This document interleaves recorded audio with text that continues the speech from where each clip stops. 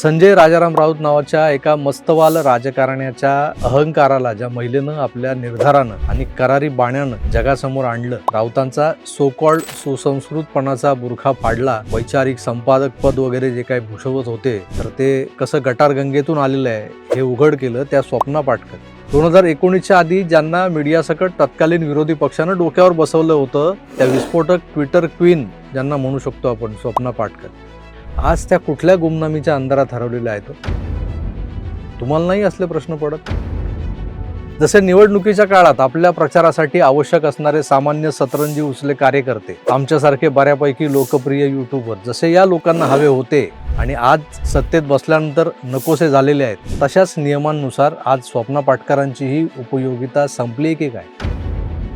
ज्या महिलेवर संजय राऊतांकडून अन्याय अत्याचार झालाय आणि जे उघडं नागडं सत्य आहे, आजही सोशल मीडियावर किंवा युट्यूबवर जाऊन तुम्ही जर पाहिलं तर ती ऑडिओ क्लिप उपलब्ध आहे.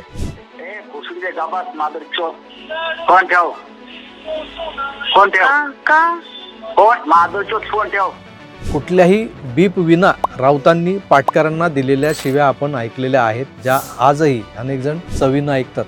संजय राऊत ॲब्यूज वुमन असं काहीतरी टाकलं की तिकडं ती क्लिप येतं आणि ते ऐकल्यानंतर त्यावर काय कारवाई झाली आजवर हा प्रश्न उभा राहतो.